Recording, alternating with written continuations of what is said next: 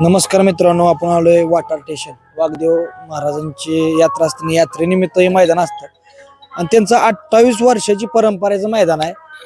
आणि तारीख काय मैदानाची? दिनांक 4 जानेवारी 2026. बरं. आणि मैदान काय म्हणजे देवाच्या यात्रेनिमित्त हो, भगवान किती वर्षाची परंपरा आहे? 27-28 वर्षाची परंपरा आहे आमची बरं. जवळजवळ. जुनं आणि पारंपरिक मैदान आहे. महाराष्ट्र केसरीचा किताब आहे या मैदानाला. हा, महाराष्ट्र केसरी. हा, किती फाटे येते टोटल? टोटल 11 फाट्या आहेत. 11 फाटे. 11 आहेत, त्यातील आम्ही 9 चालू ठेवणार आहे. 9 चालू ठेवा. हो हो. बरं, बक्षीस कशी आहेत काय? बक्षीस प्रथम बक्षीस आहे 1,00,000 रुपये मानाची डाल. हम्म. दुसरं बक्षीस आहे 80,000 81,000 मानाची डाल. तिसरं बक्षीस आहे 61,000 मानाची डाल. चौथा क्रमांक आहे 51,000 आहे मानाची डाल आहे. पाचवा क्रमांक आहे 41,000. सहावा क्रमांक आहे 31,000. सातवा आहे 21. आठवा 15. नववा 11 आणि सगळ्यांना मानाची डाल आहे. आणि फाटीची लांबी रुंदी काय कशी?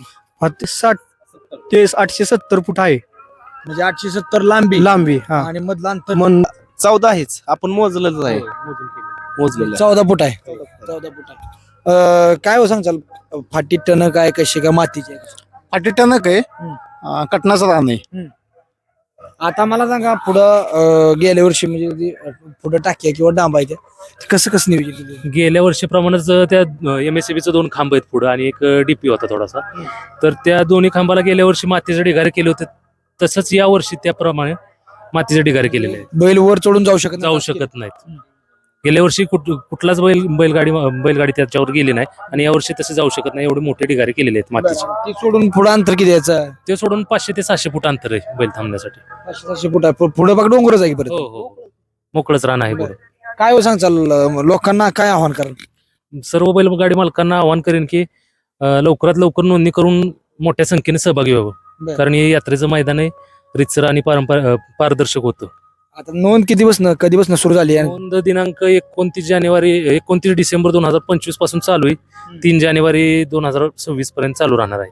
आणि संध्याकाळी लॉट संध्याकाळी 3 जानेवारी संध्याकाळी लॉट्स पडले जातील निसर्गाचे नाळ या चॅनलवर. अमोलदादाच्या चॅनल बघा, लॉट आहेत संध्याकाळी. आणि मैदानाबद्दल काय सांगचाल किंवा खडे बिडे सगळं विचार? फाटीवर जे खडं होतं ते सर्व आम्ही वेचणार आहे. हम्म. दुसरी गोष्ट, हे मैदान महाराष्ट्र केसरी मैदान आहे. श्री समर्थ भगवान वाघदेव महाराज यांच्या 90व्या पुण्यतिथीनिमित्त रथोत्सवानिमित्त भरलं जातं. हे मैदान पारंपरिक जुनं पारदर्शक मैदान आहे. वर्षातून एकदाच मैदान होतं ह्या गावाला आणि ही शर्यत आम्ही भरवतो की जेणेकरून सर्व बैलगाडी मालकांना येणाऱ्यांना जास्तीत जास्त इथून बक्षिसाचा लाभ घ्यावा. दुसरी गोष्ट, इथं कोणताही अन्याय होणार नाही. इथं पाहुणा रावळा कोण वशिला असलं काही आम्ही पाहत नाही. आमच्या इथला बैल असला तरी आम्ही तसं कधीच आमचे तसं झालेलं नाही. जेणेकरून इथं पारदर्शक मैदान आणि सर्वांना नियम सारखा राहील. हे मैदान अखिल भारतीय नियमानुसार अखिल भारतीय नियमानुसार होणार. दुसरी गोष्ट, P3 लाईव्ह इथं चॅनल असणार आहे. जर काय एखादा निर्णय जे असेल, जर पंचांगुण हे तर लाईव्ह आपण बघून ते निर्णय देणार. म्हणजे थर्ड अंपायरची भूमिका पण आहे की बाबा निर्णय झाला तरी ही करायचं. आता मला सांगा, बैलाला हाणमार शेपूट चावणारा वगैरे काय जर तसं काय कोणी केलं, कॅमेऱ्यात आपल्याला दिसलं तर आपण त्या अखिल भारतीय नियमाच्या नुसार त्या गाडीवाल्यावर आपण जे काय असेल बंद कारवाई करू. आणि खाली पट्टी कशी आहे काय? खाली पट्टी आहे. पट्टीच्या पुढे जर पट्टीच्या पुढे जर पाय असेल आणि ते आपल्या कॅमेऱ्यात दिसेल तर त्या गाडीला आपण बाद केलं जाईल. बघा मित्रांनो, पट्टी पाय असेल तर काय अडचण नाही, पट्टी पाय ठेवते ती. हा. पण पट्टीच्या पुढे पाय नाही पाहिजे. पट्टीच्या पुढे बाहेर पाय दिसला तर त्याला आपण जे काय नियम असेल ते आपण ती कारवाई करणार त्याच्यावर. बरं, आता किती गाड्याचे म्हणजे असं काय तसं काय 3 तारखेला किती येतील तेवढंच? जेवढे त्याला सायंकाळी शनिवारी 3 तारखेपर्यंत आपली नोंद चालू असणार आहे.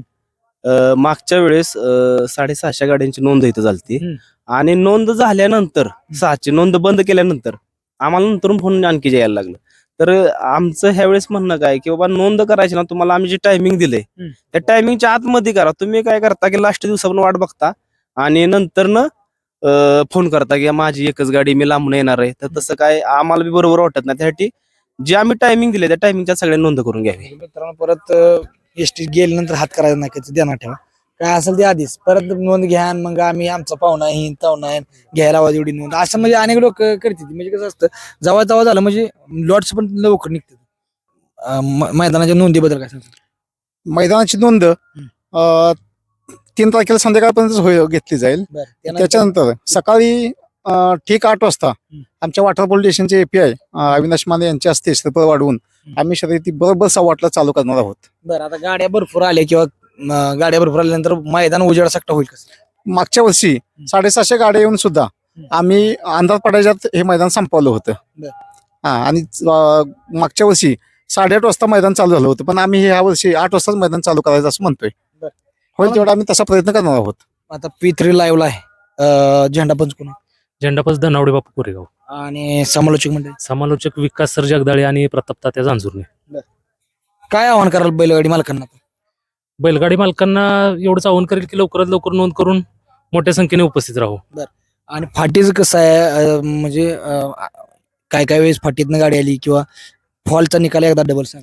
फॉलचा निकाल जसं अखिल भारतीय बैलगाडी संघटनेचा जसं निकाल आहेत, लॉबी टचला निकाल असणार आहे. जर बैलाचा पाय किंवा छकड्याचं चाक तासाच्या बाहेर गेलं तर ती गाडी बाद असणार आहे.